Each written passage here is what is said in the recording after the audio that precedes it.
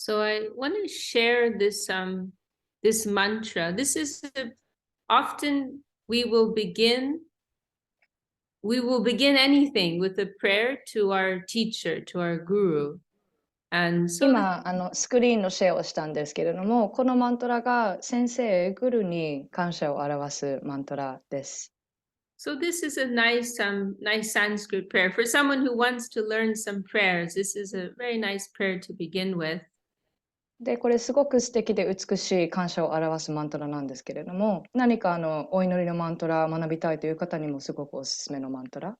And this is describing how it gives this analogy, like if you have cataracts on your eyes, and so you can't see clearly, and the gurus, our spiritual teachers, coming and removing those cataracts. So then we have clear vision.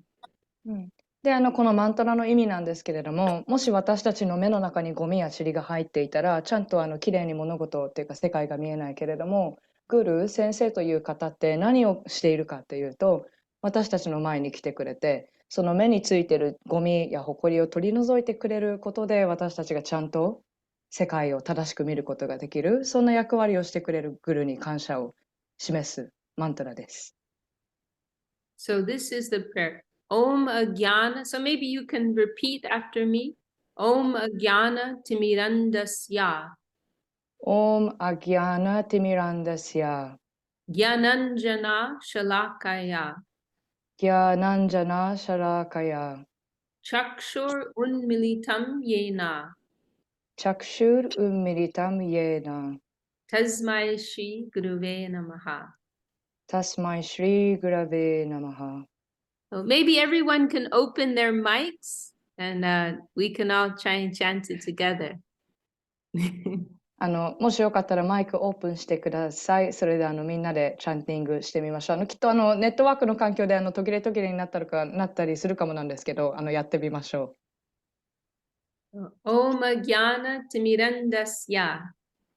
Om Agyana Timirandasya. Gyananjana Shalakaya. Gyananjana Shalakaya. Chakshur Unmilitam Yena. Chakshur Unmilitam Yena. Tasmai Shri Guruve Namaha. Tasmai Shri Gurave Namaha. Okay, very nice. いいですね。So it's very nice to chant some of these mantras when we're beginning our day or beginning something new, because what we're doing is we're opening a channel to the divine plane. 何かを始めるときや何か日々を始めるとき、朝とかにですね、こういうお祈りで始めるっていうことは、私たちのチャンネルを内から開いて、それで大いなる力とか知恵を流してくれるような、そんなお祈りを捧げるのってとってもいいと思うんですね。Right? These mantras, these prayers, they all have a divine vibration. で、こういうお祈りのマントラとかは全部すごい高い波動を持った音でできていて。And their source is divinity, right? The divine plane. で、そのマントラが来た場所というのが、神聖な場所、精神の世界から来たもの、物質界の世界から来たものではなくて、精神界の世界から来た音とされるのがマントラということもありますね。So when we chant these mantras, it's like we're opening a portal and inviting that divine plane to come into this lower material plane. なので、そのマントラを唱えることで何が起こっているかっていうと、チャンネルを自分の中で開くことで、高次元の精神界の世界からエネルギーが流れ込むということ、その高次元のところから、下の方って言われてるんですね。物質界の私たちの世界が下と上みたいな。どっちが上かって言ったら精神界、下なのが物質界。だから上から下にエネルギーが流れ込むようにポータルを開けるのがマントラの役割ですね。It's like sometimes we experience on a cloudy, especially here in England and London, we get a lot of rain, a lot of clouds. But sometimes there will be like a beautiful ray of sun that will come through the clouds. たまにたまにというか結構今美釈迦先生がいるイギリスのロンドンとかでは曇りの日が多かったり、雨が降ったりすること多いんですけれども、たとえそんな曇りや雨の日でも、なんかこうシューッと太陽の光が差し込んでいるような光景ってきっと目にしたことがありますよね、皆さん。きっとそれがマントラの役割。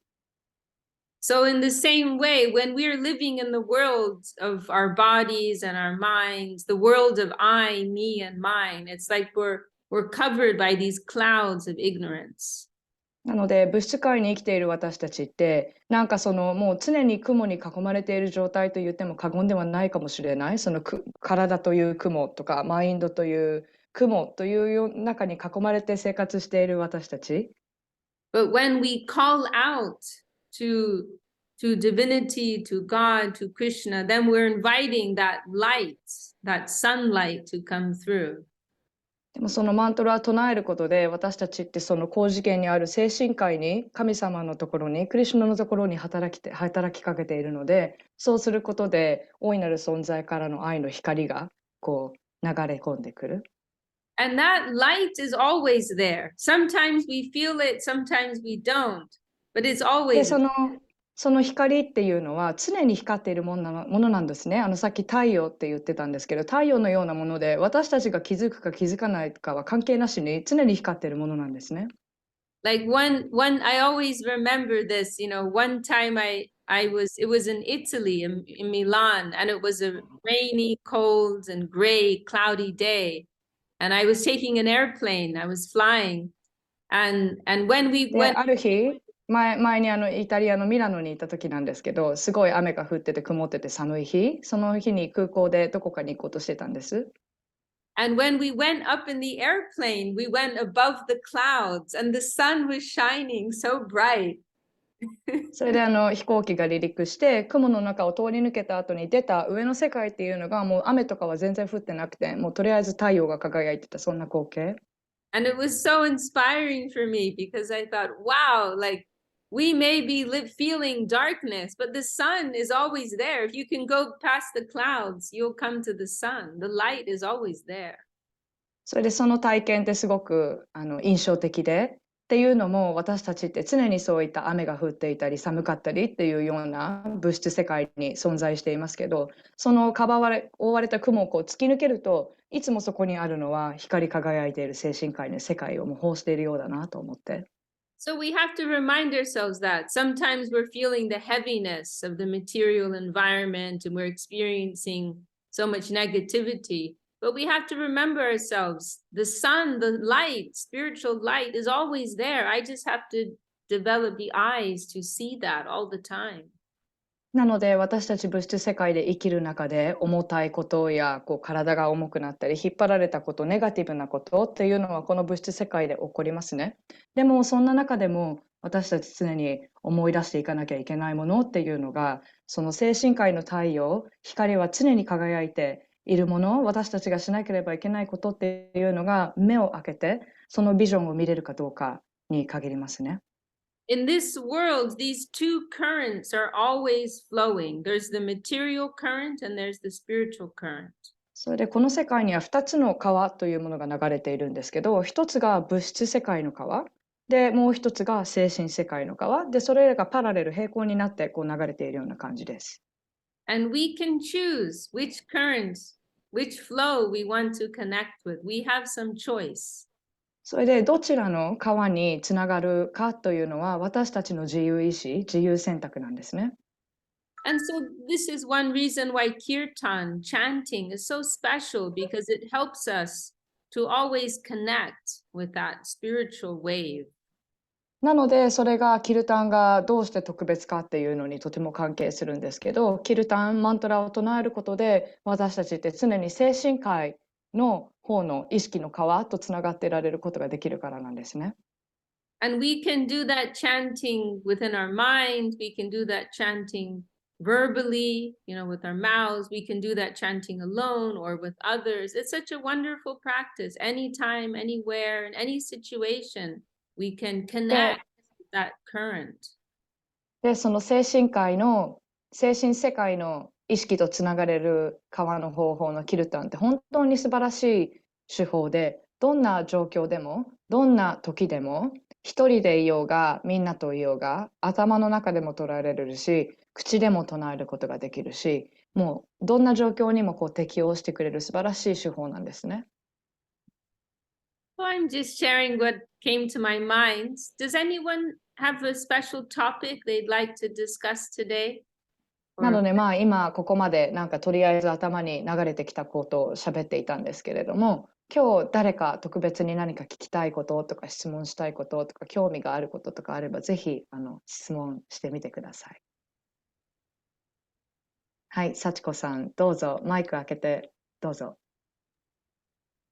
なんか最近ずっと私の中に思い浮かぶっていうか流れているメッセージかなと思うんですけれども、自分を許すということについて、何か、バクティの教えであったり、先生が思われることを、何か伝えていただけたらなと思っています。私自身もだし、日本人って特に自分のことを責めがちな人って結構多いんじゃないかなって思っていて、なんか本当に些細なことでも自分でダメ出しをして、なんかそれで沈んでい必要以上に沈んでいってしまったりだとか、なんかすごく自分を許すって大きな練習だなと最近感じていて、なんかそのことに関して何か思われることがあったら教えていただきたいなと思います。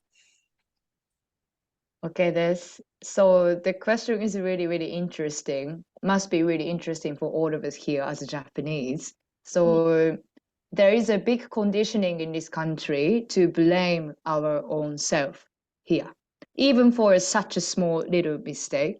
Like there is this Japanese collective consciousness conditioning that we blame on ourselves. And so how can we actually forgive ourselves while we are deeply conditioned in this state? If there's any advice from the point of view of the Bhakti Yoga, or if there's something that you'd like to share about forgiving ourselves, accepting ourselves Hmm. in regards to the conditionings that we all have here. Mhm, mhm. Well, I think Sarah's brother, he wanted to say something, huh? サラちゃんのThat your ブラザ brother, ー。Sarah? He is Rita's brother. Okay, okay. He looked like heあ took some attention. リ Tell ー him, タちゃんのブ tell ラ him ザ we're ー。all sending our love. Haribol, の can you say Haribol? ハリボーって言ってみてって。Haribol, put your hands up. Haribol. All right. Very nice. What is your name? What is your name?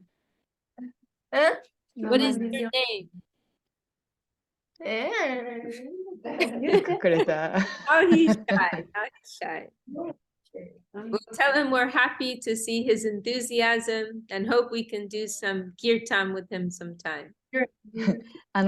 さっちゃんが今質問してた時に後ろですごいなんか元気に踊ってくれてたからすごいそんなね、情熱的な姿を見れてとっても嬉しいですって言ってます。 We're でいつか happy. 一緒にキルタンしましょうって We're そんな happy 勢 he's いで dancing. He was doing some dancing in the back. ね踊っててよでっつって。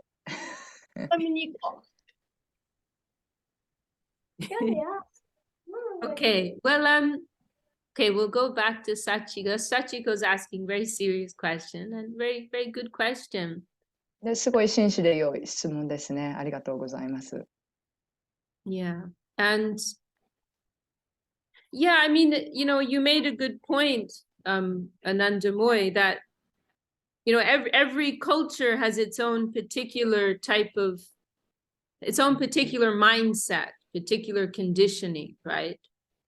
異なる文化や国々によってやっぱり違ったものの見方とか違ったものの考え方っていうのがあって、まずなんか日本人の方ってこうやって自分を責めてしまいがちっていうふうに気づいてくることがまず素晴らしいですね。Actually, too much of anything is not good, right? それでまあ一概に言えることは、何事も極端になってしまうのは良くないということですね。And what we find more often in the world, if I'm taking America, I was born in America. I have an American passport, so I have some license to talk about America. ビシャカ先生、アメリカ生まれ、アメリカ育ち、アメリカのパスポートを持ってるので、まあ自分はアメリカ人として、まあじゃあちょっと話してみようかなって言ってます。And so I would say in America, there's the opposite problem. More でア there's メリカでは反対の問題があって、there's a tendency to blame other people. That's the あ condition の、there. People 他 don't want 人を責めすぎる傾向が逆にアメリカにはあったりしていて、right? There's more the tendency to make excuses for ourselves and to blame everyone else. なんか自分を日本人は責める傾向にあるっていうのが今お題に出てるんだけれども、アメリカでは逆に自分をどれだけ責めずにいられるか。で、それを他人を責めることで自分がどれだけ責められないかをみんなやっているみたいなような国なんですね。We don't want to take responsibility. 責任感を取りたくない。And another thing, for me, it was very interesting and very eye-opening to visit Japan because it's a very different mentality there. なのでこの春に美釈迦先生初めて日本を訪れてるんですけど、もうなんか目から鱗が出るような体験をしたと自分では思っていて、こんな物事の見方をしている民族がいるのかと、こんな振る舞いをする民族がいるのかと、結構衝撃を受けました、日本に来て。For example, another big issue and difference that we see is that in Western countries, there's less appreciation for what our duty is, taking care of family members and accepting social duties, that there's not a strong feeling of that. それと、例えば西欧諸国ではすごい顕在なのが、あんまり責任を取りたがらないというか、なので、国民としての義務を果たしたいと思ってる人が全然いないのとか、社会に対する義務を全然感じてない人の集合みたいな感じの国になってしまってるとか、そういうことが逆に向こうの西欧諸国では問題なんですね。In the West, there's a lot of freedom, but it's actually like too much freedom. It's to the point where there's a selfish spirit where people don't think so much about others. なので何事でも極端になってしまってはいけないということについて、西欧諸国ではまあ自由さが謳われているけど、自由さが謳われすぎて自分勝手な人たちがとても多いです。But my experience in Japan was that it was the opposite problem, that persons were worried too much about their duty and worried too much about their responsibilities, so that it became stressful for people. That was what many people shared with me about living in Japan. They felt a lot of pressure about doing all their duties. なので日本で感じたことっていうのは、私が西欧社会で感じていることとは本当に真逆で、日本人の方ってきっと他人のことを思いすぎてとか、他人の方にどの影響が出るのかっていうのを抱え込みすぎて、でそれを考えてしすぎてしまって、それが負担になったりとか、それがストレスになったりとか、そういう問題が逆に起こっているんですね。So I think from the beginning, it's helpful to recognize that we may have a particular mentality because of the culture, because of the country that we've been raised in. なので、まず最初に理解するといいと思うのが、まず自分はどこの国に生まれて育って、どのような影響をその土地で受けてきたのか、自分のマインドに。And these are all ideas that we have collected, right? They don't represent who we really are, who the soul is. で、そのマインドが信じていることって、きっと私たちがこれまでに集めてきたもの、取り入れてきたもの、その人生を生きていく中で。で、その私たちの考え方って私たちの中にはあるかもしれないけど、それって私たちの本来を意味しているわけではありませんね。I'm just thinking maybe I like doing these screen shares. I like doing things a little interactive. Yeah, that's really nice.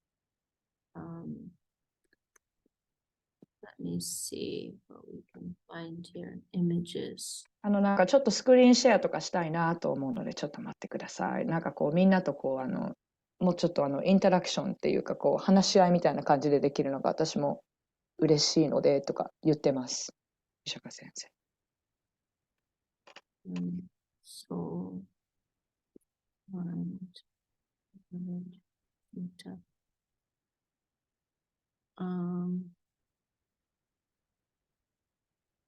okay, this is kind of helpful. これきっといいと思うので見てみましょう。Okay, I'm going to do another screen share.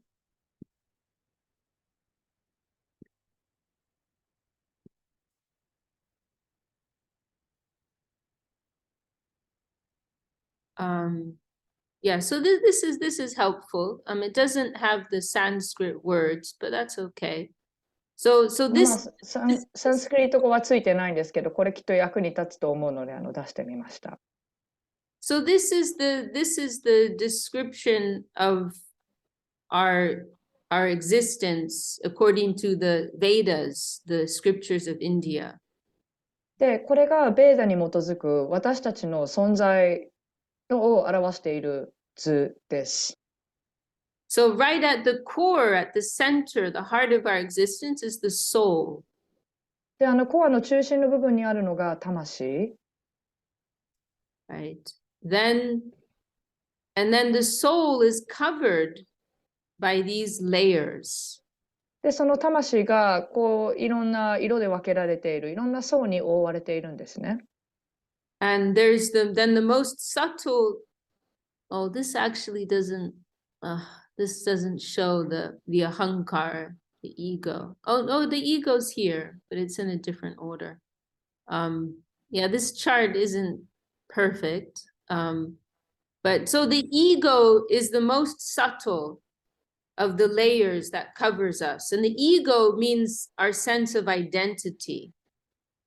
で、この図、完璧じゃないんですけど、まあ、こういうふうに考えるスクールもあるんですね。でも私たちの伝統では、魂を一番最初に覆ってるのがエゴの層って言われていて、エゴが何かっていうと、私は何かを決めている層って言われています。それがまず最初に魂を覆う層っていうふうに言われているんですね。私は何か、私はどこにあるのか。And this ego identity is all these ideas that we have, like about our body, about our culture, about our appearance, about our any sense of identity about who we are. That's all the layer of ego. で、そのエゴの層が何かというと、そう、私たちがどこの国の人なのか、どの文化の人なのか、私の見た目はどんなものか、私の、体はどんなものかとか、私はというものをすべて決めている層がこのエゴの層、アハンカラの層っていうふうに言われています。Or like these kinds of ideas about blaming ourselves or not blaming ourselves, blaming others, blaming myself, blaming others. This is all part of the world of ego, our sense of identity.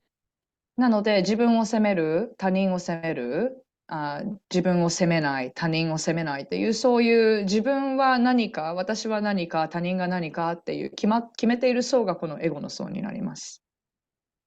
The most dense, gross, physical is the body, right? And that's made of these elements of earth, water, fire, air, and ether.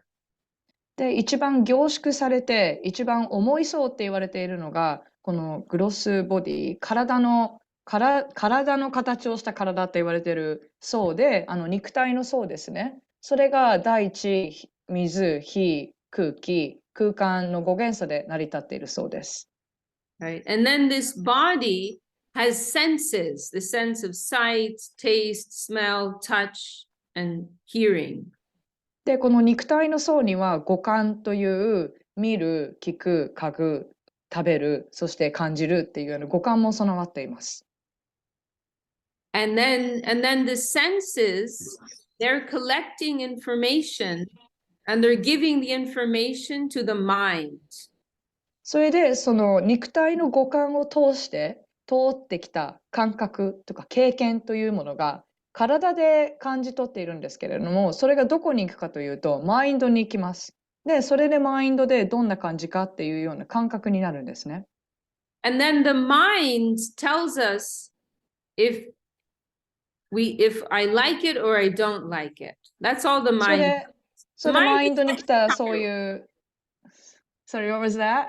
The mind is like a child. You can think of the mind as like a 3-year-old child. I like it or I don't like it. It tastes good, it tastes bad. I want it, I don't want it. That's what the mind is like. で、マインドの層はなんか3歳児みたいなもので、入ってくるものをどうやって解釈するかというと、好きか嫌いかの次元なんですね。例えばこれが好きか好きじゃないか、この味が好きか好きじゃないかっていう、そういう判断をマインドではします。This person's my friend. This person isn't my friend. I'm gonna play with you in the playground. I don't want to play with you. This is what the mind is like. 例えばマインドがすることって、この人は私の友達で、あの人は私の友達じゃない。あなたとは公園で一緒に遊ぶけど、あなたとは遊びたくありません。で、そういった判断をするところがマインドの層。And the problem is that the mind is not with us only when we're 3 years old, but the mind stays with us throughout our whole lives. The mind is very immature. で、マインドって、私たちが3歳児の時だけに存在するんじゃなくて、生きてる間ずっとついてくるもので、なので3歳児の感じでこういうふうにやっててかもしれないけれども、大人になってもそういった、なんていうかな、子供っぽいマインドの層っていうのは一緒についてくるんですね。And the mind is the reason why we do things that we don't want to do sometimes. で、マインドが原因となって、なんかやりたくないことでもやってしまうことがあるっていうのは、マインドの層が原因となってるんですね。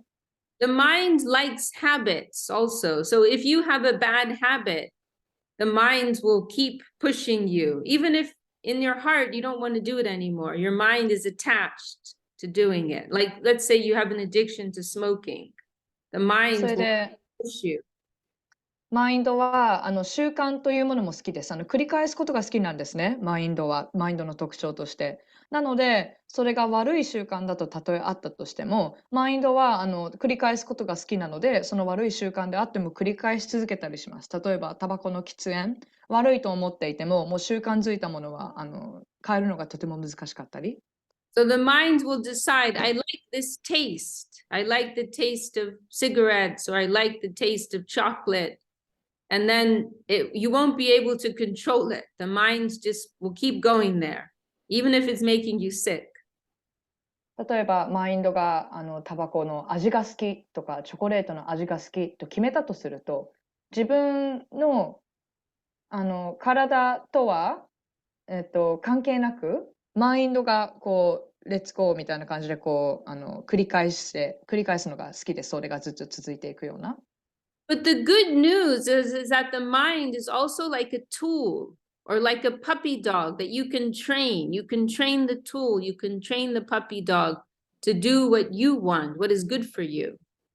でも良いお知らせが、マインドは小さなワンちゃんみたいなもので、ちゃんとトレーニングすれば、ちゃんとついてきてくれるんですね。それでいい方向に使っていくことができます。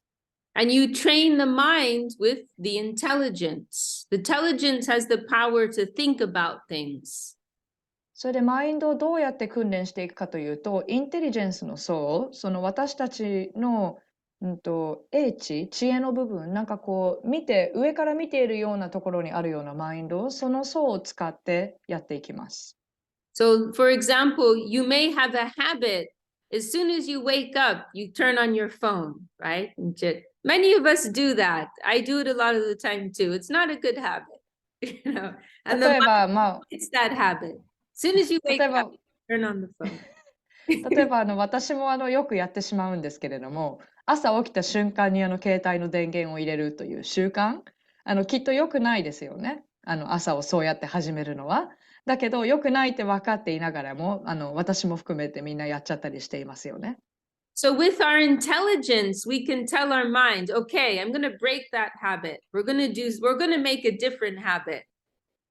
それで自分の高次な意識の力を使って、いや、良くないからこの習慣を変えていきましょうと自分に言い聞かせてみる。So let's say I'm going to change my habit. As soon as I wake up, I'm going to do some chanting. I'm going to do some praying. 例えば朝起きて携帯の電源を入れるんじゃなくて、チャンティングとお祈りから始めることに決める。Or I'm going to listen to some holy vibration, some kirtan or some talk, some spiritual talk. それか波動の高いものを聞くようにする。例えばチャンティングの音楽や精神系にまつわるお話を聞いたりとか。Or we can jump in the shower, do some chanting in the shower. それかシャワーを浴びに行ってシャワーを浴びてる間にチャンティングするようにしてみるとか。Or we can also have some holy pictures of the Lord. We can make some prayers like this. We can change our habit in some way. それか神聖神様の写真にお祈りをするようにするとか、こう習慣を変えていくことが考えられますね。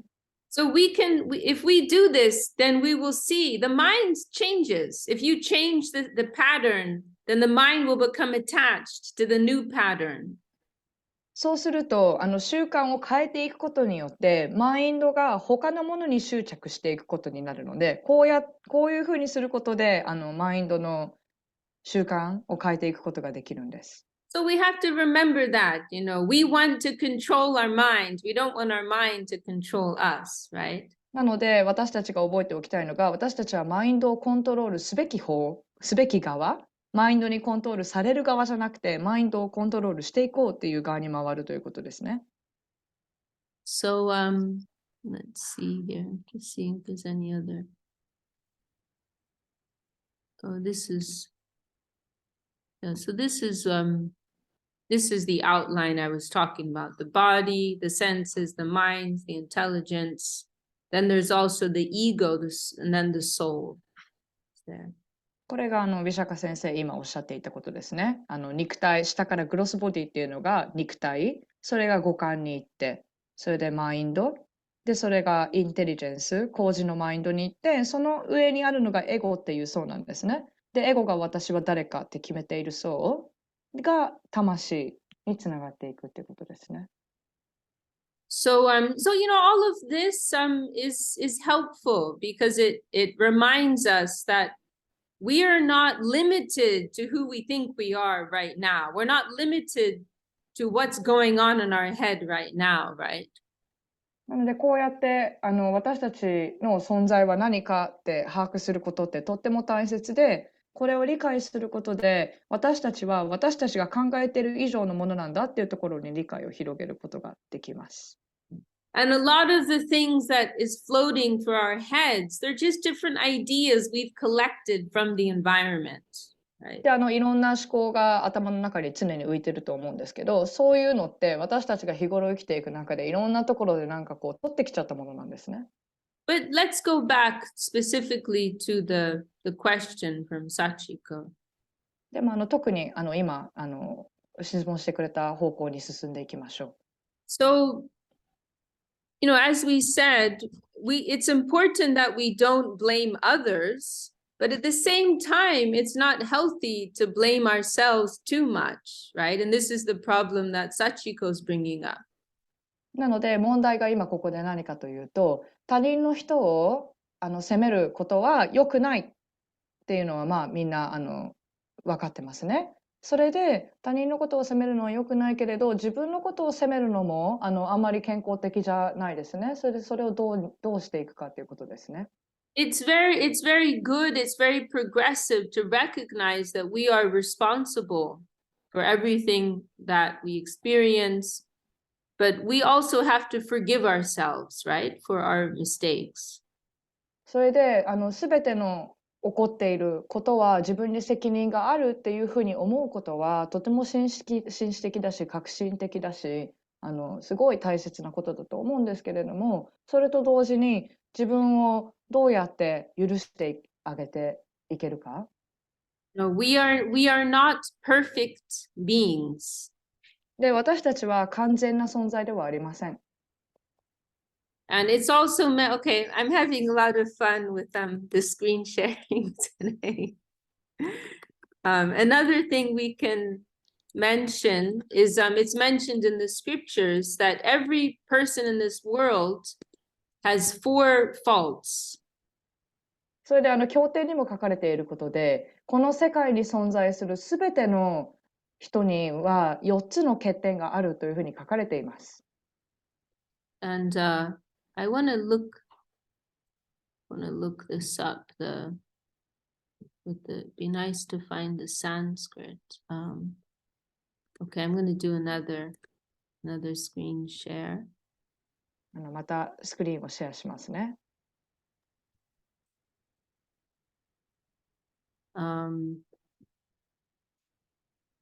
So this is mentioned in the scriptures. I would like to find the Sanskrit words, but I don't see that right now. But so one, Kleshas? Are they kleshas? No, that's different types of suffering. This is Okay. something else.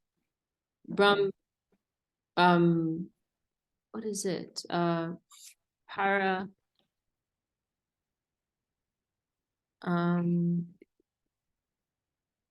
from how does it go?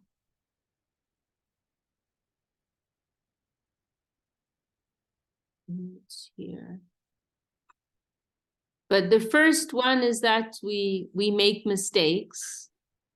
で、その経典に書かれている4つの欠点の1つが、私たちは間違いを犯す存在だということです。We have imperfect senses. で、私たちは不完全な感覚機能でできています。We have the tendency to come under illusion, so we don't see the environment clearly. で、私たちはこの物質世界に見せられているものの影響下に来てしまう傾向があるということですね、3つ目が。No. We have, okay, so here we are. This is one of the lists. We mistake one thing for another, such as a rope for a snake. で、1つ目の私たちは間違いを犯してしまう存在だっていうのが、例えば暗闇にあるロープを蛇だというふうに間違えて見てしまったりという、私たちは間違いを犯す生き物だということです。No, inattentiveness. で、2つ目がプラマードっていうことで、And then deceit, the desire to cheat. で、プラマードがどんなことかっていうと、不注意、いつも完全に気づいている存在ではないということですね。不完全な意識の存在だということ。で、3つ目がビプラリプサ、嘘をつく傾向にある、正直でない傾向にあるということ。And then sensory deficiency means, our senses are not perfect. で、4つ目がカラナパータバ、その私たちの感覚機能は完全に正解ではないということ。So it is natural, we are imperfect souls. It is natural. なので、私たちが不完全な状態の魂であるっていうのがもう自然の状態なんですね。The important thing is that we desire to change. We want to で、大切なことは私たちは変わりたいと思っていること。And this is the thing, right? That when we are trying to practice a spiritual life of devotion to Krishna, to the divinity, then we must be optimistic because we're connecting with a higher power.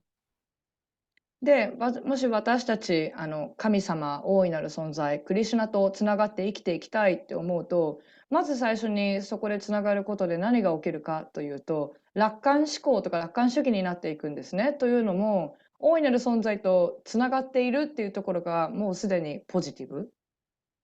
We become pessimistic. We become discouraged when we feel like it's all on us. It's all on my shoulders. で、私たちネガティブになったり、悲観主義になったりするときって、全部自分の肩に乗っかってるっていうふうに考えてますよね。But we have to remember, we have a guardian, right? We have our spiritual guardians, and they are so much more powerful than we ourselves are. They have the power to take care of us. They have the power to purify us. で、覚えておきたいのが、私たちの存在以上に大きな守ってくれる存在、その神様と言われる存在が私たちについているということ。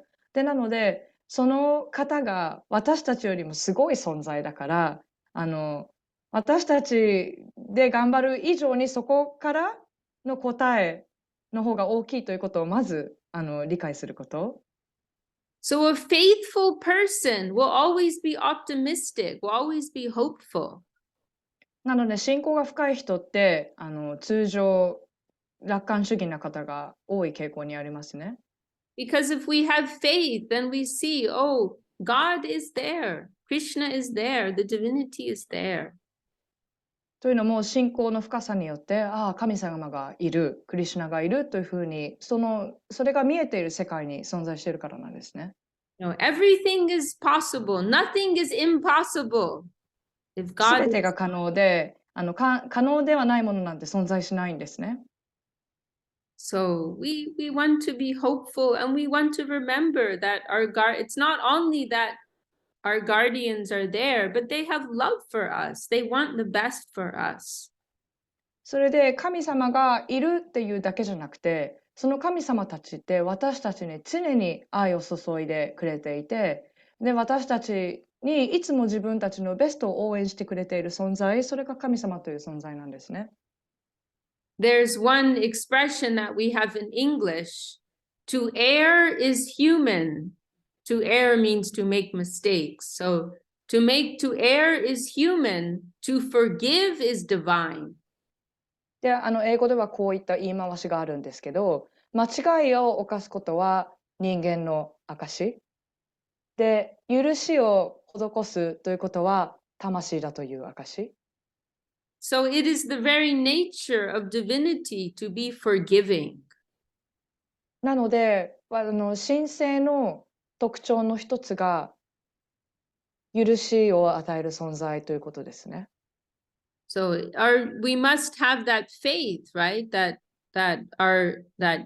Krishna, God, he will forgive us, and the saints, they will forgive us for any wrong that we have done, なので、私たちはこう信じなきゃいけない大切がある、そのクリシュナ、神様が許してくれる存在、どれだけ間違ったことをしても、許してくれる存在がそこにいると信じること。And every day is a new day. それで毎日が新しい日ですね。And I feel that this is also a divine quality, to be able to live a new beginning every day. それで毎日を新しい日として生きていくことができる質っていうのも神聖の特徴の一つですね。Whatever happened yesterday was yesterday. Today is 昨日 today. 起こったことは昨日のこと。で、今日は今日でまた始まる。So today I'm a new person. なので今日私はまた生まれ変わった新しい私で始めること。Today I'm starting again. It's a new book today. 今日から新しい本をまた書くみたいな感じで、ページが白紙から始まるように新しい日々をまた歩んでいく。Sometimes I joke that we could wear a t-shirt that says, "Don't judge me by what I did yesterday." たまに冗談でこういう T シャツ作ろうかなって思ってるんですけど、昨日私がやったことで私をジャッジしないでっていう T シャツを作って歩こうかなとかたまに考えますって。I find it very helpful to think of ourselves as students. それですごい役立つなと思っていることのもう一つが、私たちは常に学んでいる存在であるというふうに見ること、私たちは生徒であるというふうに認識すること。If we think, let's say we're chemistry students, right? And we're in the lab And we're trying all these different, combinations of different chemicals and etc. まあ私たち、例えばみんな科学の実習生だというふうに想像しましょう。実験室でこういろんな薬品を組み合わせて、いろんな実験をして、なんかこう発明を探してるような。Or let's say, we're researching something new. それからなんか新しい研究を始めているような団体の人みたいな。Then sometimes you make mistakes, right? それでたまにそういうことをやっていると間違いとかも犯しますね。You might blow up the lab a few た times, まにいきなり爆発したりとか。but then you learn, oh, okay, don't do that again. でもそれが起こると、ああ、OK、間違いですね。じゃあ、もう一度やらないようにしましょうっていうふうにしますね。Now let's move on. We don't need to sit and cry about that. Like, don't want to waste our time. Let's move on. What's the new lesson? What's the new experiment I'm going to try? で、その実験失敗して爆発したからってそこで落ち込んでずっと泣いてって言ってもあまり意味がないので、まあ前に向かって、じゃあ次はどうしたら爆発起きないようにするかっていうか、どうしたらうまくいくかってそういうふうに考えて前に進んでいきますよね。Or we can take like a professional athlete or professional artist of some time, like professional musician, right? They're always learning and they're fine tuning, they're adjusting. Oh, I did that wrong. Okay, how can I fix it? Let's move forward.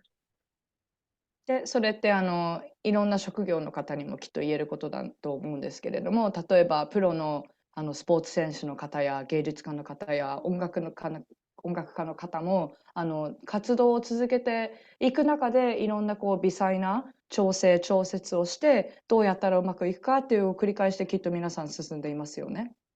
These kinds of people, they'll actually be happy if someone tells them, oh, you're doing this wrong, or we realize we're making some mistake. And when we learn how we made a mistake, we'll be happy. Oh, thank you so much. Now I can improve. Right? で、そういった方の中には、これちょっと間違ってるよってこう指摘すると、喜ぶ方だって中にはいるかもしれないです。ああ、指摘してくれてありがとう。これでもっと良くなるね。言ってくれてありがとうというような受け答えをする方。it can be painful, it can be humiliating, right? It can be embarrassing. もしかしたらその指摘がちょっと胸が痛くなるような指摘だったり、ちょっと恥にさらされたり、そういった指摘かもしれません。And if we need to feel that, we can feel that for a moment, but we don't want to get stuck there. We need to keep going, keep moving. で、その感情が出てきても別にそれは間違いではなくて、その感情が出てきてもそれを感じてください。でもそこに立ち止まっている必要はない、その感情が出てきたとしても。なので感情が出てきたらそれを体験して、その後前に進んでいきましょう。Because here's the thing. We are all, beautiful pieces of gold. We all have so much potential. なんでそんなことを言ってるかっていうと、私たち一人一人が金ですね、ゴールド、金のかけらの一粒一粒なんですね。で、もう本当に無限の可能性が私たち一人一人の中にあるんです。We have to look at ourselves in terms of what we can do, what is possible. なので、私たちの中で何ができるかという、そうポジティブな可能性の方に意識をどんどん流していくこと。So why do we want to waste our time crying over our mistakes when we have so much potential to live up to reach towards? なので、私たちが本当に制限のない大きな可能性を秘めている存在である中、どうして小さな間違いに時間をかけたり、泣き続けたりしなければいけないのでしょうか。So our guru, Srila Sridhar Maharaj, he used to say, we should judge a person according to the ideal that they have. なので私たちの先生であるシリダー・マハラージ先生が言ってたことなんですけれども、相手を判断するときにその相手の相手の意識とかマインドとかのレベルがどこにあるのかというふうにちゃんと見て判断することが大切というふうに言っています。We should not judge a person according to what they look like right now or according to how they're behaving right now, but according to what is their potential, according to their ideal, according to their aspiration. なので相手がどういう行動をしてとか何を言ってっていうそういうふうな判断で相手を見ていくのではなくて、相手にどれだけの可能性が詰まっているかというそういうポジティブな目でこう外を見ていくことが大切だってシュリーラ・マハラジ先生言ってたんですね。So like a good school teacher, they will treat their children not according to how they're behaving right now, but they will treat them according to what their potential is.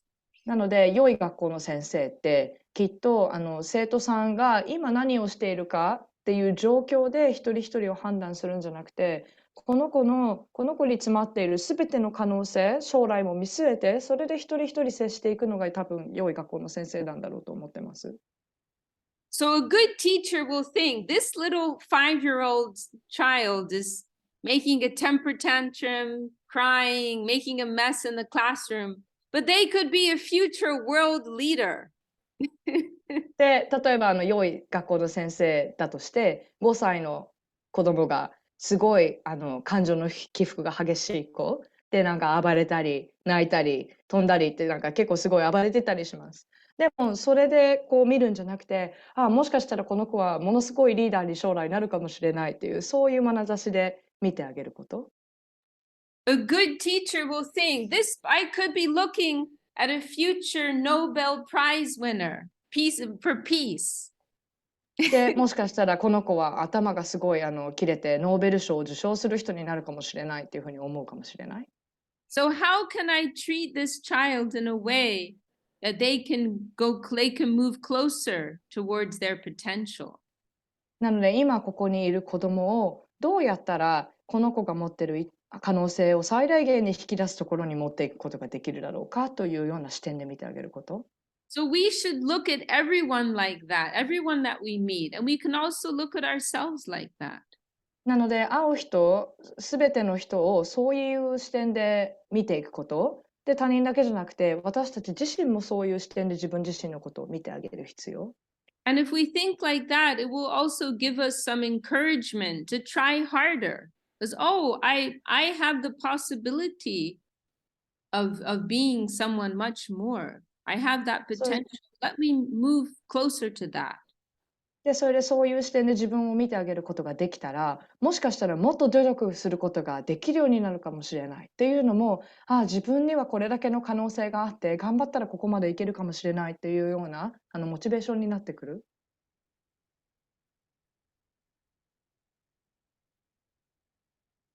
And, we want to be forgiving to ourselves and also forgiving to others, right? それで私たちって自分のことも許してあげたいし、他人のことも許してあげたいですよね。We want to believe in one another. We want to believe in one another. で、私たちってお互い信じ合いたい存在ですね。This is a truly spiritual way of living, a truly divine way of living, believing in the invisible. で、とってもスピリチュアルな生き方なんですけれども、その目に見えない世界を信じていくこと。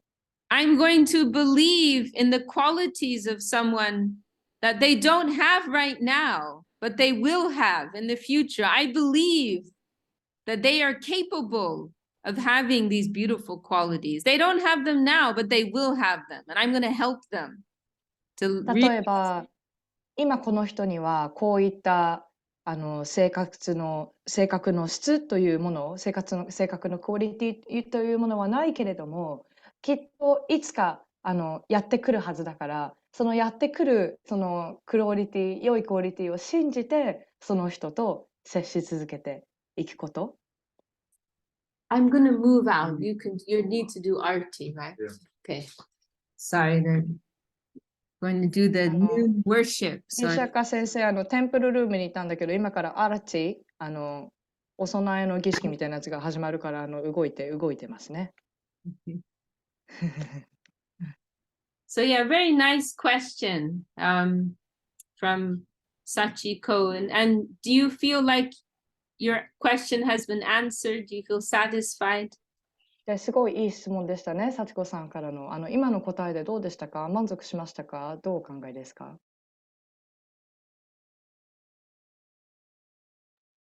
ありがとうございます。なんかすごく勇気づけられたような感じがします。Thank you very much. I feel very encouraged.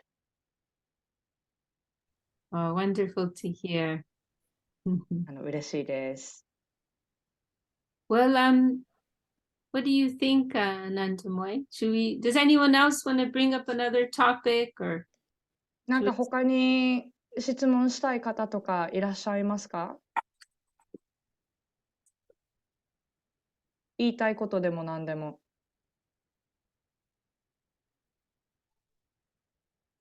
Or we could close here. もしなかったら今日はこんな感じで終わってもいいかなというふうに思っています。I could take you all in for the arti. Oh, we have something in the chat here. All right. Yeah, she said, I'm also encouraged, empowered. Thank you so much for a very good question and answer. Very nice. ビシャカ先生とインドの巡礼回るんですね。2月いっぱい。で、結構フリースタイルなので、もし2月にインド来て私たちと一緒に回りたいって方いたら、私に直接メッセージください。詳細送りますね。それで、ビシャカ先生はまた、そのインド終わって、一回ハンガリーに帰って、で、また4月の下旬あたりに日本来る予定でいます、彼女。で、日本今回1ヶ月ぐらい来たんですけれども、もうちょっと長くいたい。私日本大好きってなって。で、なので4月の中旬から6月の下旬まで5、6週間、次は来る予定でいます。それで私ご縁があって、奈良の生駒山のヨガセンターに滞在したりお手伝いしたりとかなんかもうよくわかんない展開に私にもなってるんですけど、すごいいい場所なので、ここでゴールデンウィーク合宿やりたいなって思ってます。で、住んで今1時間こんな感じでやって、でもこれをなんだろう、暮らしにしていく。で、別に大掛かりなリトリートとか別にやりたいと思ってないので大変だし、なんかこうみんなで集まってチャンティングして、それでプラスアダム作って食べて、そしてアラティしてみたいな日常をやりたいなって思ってて、それがきっとゴールデンウィークにやろうと思っています。4月の終わりか5月の初めですね。そんな感じで彼女もいろいろ日本来るので、お楽しみにですね。で、このズームお話し会毎月1回ぐらいで、下旬のこの辺りの日本時間夜ぐらいの時間で続けていけたらなと思ってます、月1で。それでビチャカ先生、今、テンプルルーム戻ってきてくれましたね。神様のアラティやってます。Could you please open your microphone, Vishaka Didi? That was really nice. Sorry, I was talking. I was just announcing about your arrival in spring.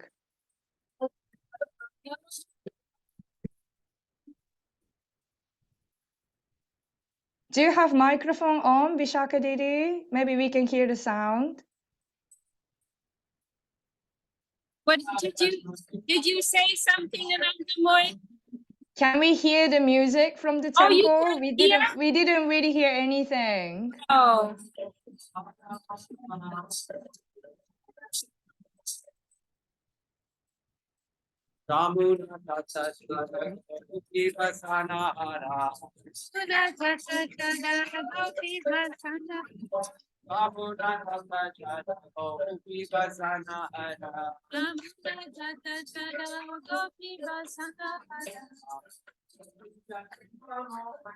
What we're singing. Oh, it's backwards. まあ、歌ってるんですね、お祈りの歌を、アラティで。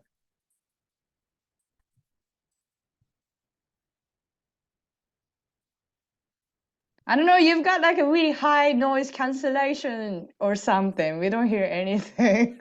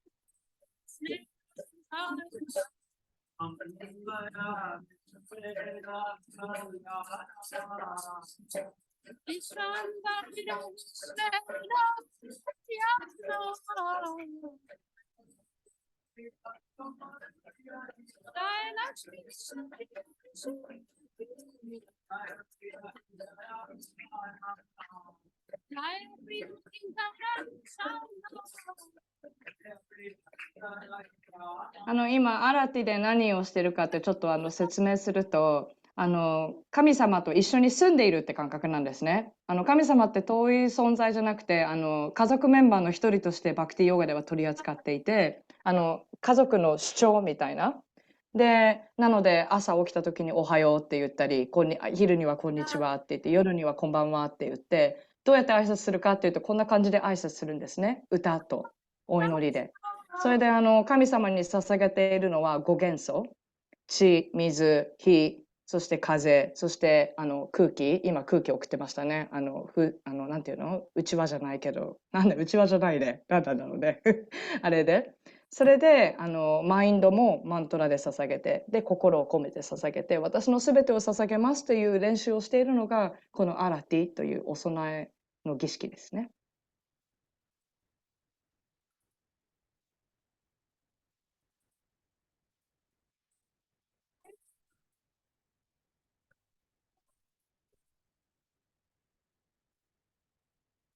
Murarima Kunda Jai Premanidhi Mahashai Murarima Kunda Jai Premanidhi Mahashai. So this is what we call an arati ceremony. We do in our temples, we do 3 times a day. And it's our way of making developing a personal relationship with the Lord. で、今ご覧になっていただいたのがアラティという儀式で、1日に3回今のアシュラムでは行っていて、神様大いなる存在と関係を深めていくためのプラクティスの一つですね。And so we sing these songs which are glorifying the Lord, and we're offering different articles of worship. で、神様を称える歌を歌いながら、今言ったような地球から出たものをお供えしていくような。So just like if you're receiving a guest in your home, and you offer them some water, some food, maybe some gifts like that. なのでお客さんが来た時と同じようなことをするんですね。お客さんが来たらお水をあげて、お菓子を出してということをするように。So in the worship, we offer incense, flowers, water. There's also a lamp, flame, fire that we offer. And then なので、大地がお花、水は水、火は火。で、空気のエレメントがお香。それで、空間のエレメントは、うちわなのかな、何なんだろうね、あれね。風を起こすやつですね。あれが空間ですね。So it's, it's like, this is what's very wonderful about Krishna consciousness. It's very personal. We think of God as a person and we can have a relationship with him. We offer him food, we take care of him like a member of the family. で、これがクリシュナ意識のすごいところですね。その神様が遠い存在じゃなくて、家族の一員のように扱って、で、だからご飯をシェアしたりとか、そういうふうに家族の生きてる人として捉えていって、それで個人個人のリレーションシップが深まっていくんですね。Anjali Didi, this is Anjali. She's one of our senior mothers in the mission. Do you have any advice for? で、この方がアンジャリーさんです。結構シニアなデボーティーの方です。Continue what you're doing. You're obviously chanting the holy name. She's saying chant the holy names. 神聖な名前を唱えてくださいって言ってますね、アンジェリさん。And it's all a very beautiful process. Yeah. で、バクティヨガのプラクティスって全部美しいです。So now they're finishing the arti now. And go back.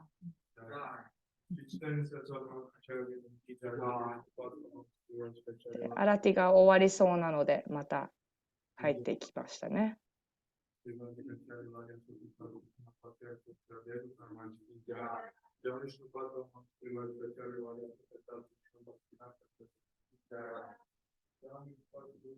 Okay, well,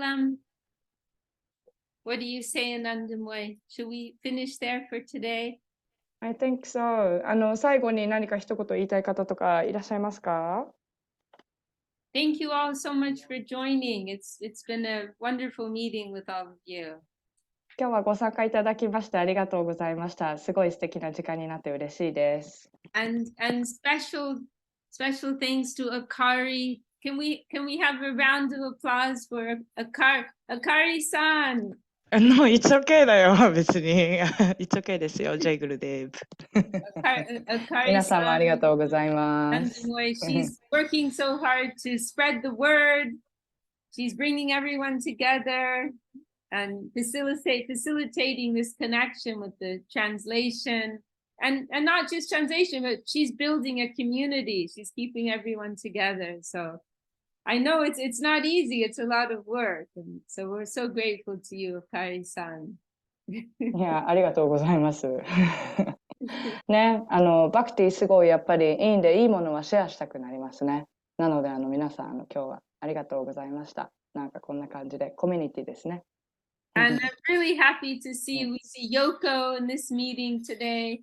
And I forget your name, Yoko's good friend, but we met her in Kyoto. What is your name? マーヤちゃん。That's what is it again? Maya and Maya. Thank you, Maya. Vishak. Okay, yeah, really happy. I remember your face very well, but forgot your name. Really happy you could join again today. Thank you so So much. that's Maya's daughter, and That's Sarah is right. Yoko's daughter, and they're all good best friends, like a really nice family. That's very nice. That's very nice. Oh, it's been a really good meeting with all of you. Okay. Maybe we can finish with one other prayer. It's a prayer to the saints. It's Okay. nice to begin and to end. せっかくなので、またお祈りで終わりましょうか。バクティヨーギの先達者ごめん、日本語がたまにおかしいんだよね、私。バクティヨーギの先生方、もう今この世にはいない、そんな体制を成し遂げた先生方に感謝を送るお祈りで終わりましょう。